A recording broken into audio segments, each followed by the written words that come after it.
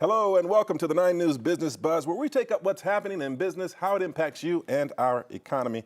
I'm Ryan Frazier, 9 News business expert and CEO of Frazier Global. I'm joined today by Dr. Hani Mansour, an economist with CU Denver, to discuss a major issue facing our state. That's immigration enforcement actions and their impact on business. Now, a little bit background. Following a series of immigration enforcement actions in the metro area, many Colorado business owners are thinking through or facing increased labor challenges. With workers hard to find, these actions are creating significant operational and financial gaps. Now, we know immigrants are a vital part of Colorado's economy. A recent report estimates they make up 12% of our entire workforce, an even larger share when you look at industries like construction at 21% or agriculture at 17%.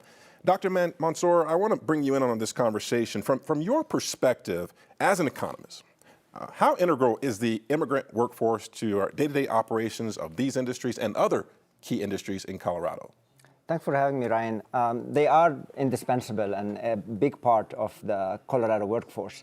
As you mentioned, especially in some key industries like construction, hospitality, childcare, and other industries. Now, if we think about ICE enforcement, it's mainly targeting immigrants that are here without legal status. And they are about 4% of the Colorado workforce. So we're talking about 140,000 workers altogether. But it's important to mention that the impact of these enforcement activities on the labor market is not just through the physical deportations of some of these workers, but it's actually likely to spill over to other immigrants that are present here legally, because the enforcement activities are generating a lot of fear in immigrant communities. And as a result, many are essentially curtailing their activities. That means maybe like not commuting as long of a distance to get a job, or not being in public spaces because you are too worried about interacting with law enforcement, maybe through a simple traffic stop. So the larger impact is not just going to be through the actual people who get deported, but actually also is going to include shortages through immigrants that are present here legally as well. So you're referring to sort of that chilling effect that happens when you see these types of increased immigration enforcement actions by the federal government. I want to drill down, Hani, a little bit further on the potential impacts on Colorado businesses specifically and their employees by these immigration actions. What are the types of things that tend to happen when you see this sort of elevated, if you will, approach by the federal government on going after those who are not documented to be in the country, and the impacts on the businesses that tend to employ many of these people? So one key thing to keep in mind is that immigrant workers, especially undocumented immigrants and U.S. workers, are typically working in very different occupations. So U.S.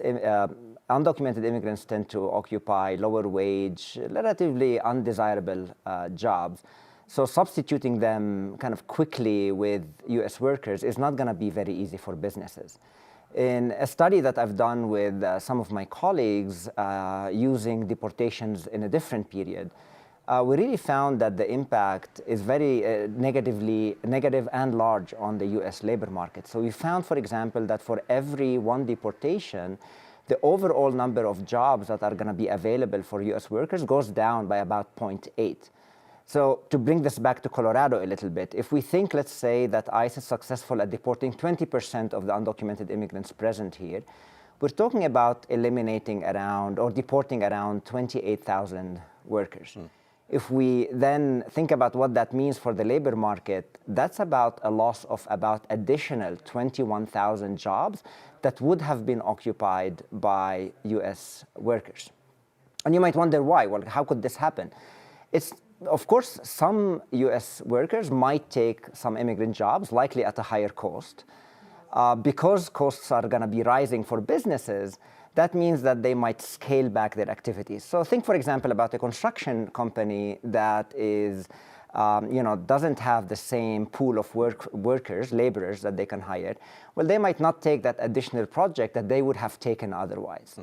In that scenario, they might also not hire, construction managers and architects, and those are jobs that are typically held by U.S. workers. So the economy is not, like a closed-sum game, right? So that means that there are these additional spillovers. Hani, let's play out this a little bit more. Now, from a purely economic standpoint, I'd like you to think maybe about your past research and maybe the ongoing work you do at UCD. What kind of policy strikes the right balance between immigration enforcement and the economic stability that a state like Colorado needs? This is a tough question. I'm not a lawmaker, obviously, but when I look back, the last time we had we reformed immigration laws in the U.S. was 34 years ago. So it seems that the better approach to thinking about undocumented migration is to actually create more pathways for citizenship. Because immigrants are a very vital and vibrant part of the local economy. In fact, if it weren't for immigrant laborers during the COVID pandemic, we might not have recovered as quickly as we did compared to many other countries that for whom it took much longer to recover from the pandemic. So they are essential to our economy. So thinking about ways of integrating them more might be the better approach than trying to deport them.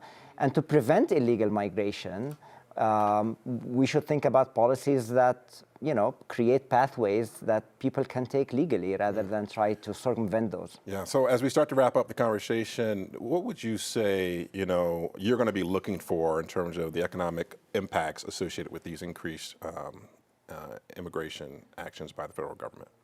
So based on the research I've done, we would expect fewer job openings in key sectors of the economy that Colorado relies a lot on, like hospitality and construction. Childcare is going to have a ripple impact on many mothers who now might have to, not take a job or not commute as long or not work as hard because they can't afford the childcare that they used to rely on previously. And then because immigrants are themselves consumers, they might just not be buying and shopping as much as they did. And that's going to dampen economic activity as well.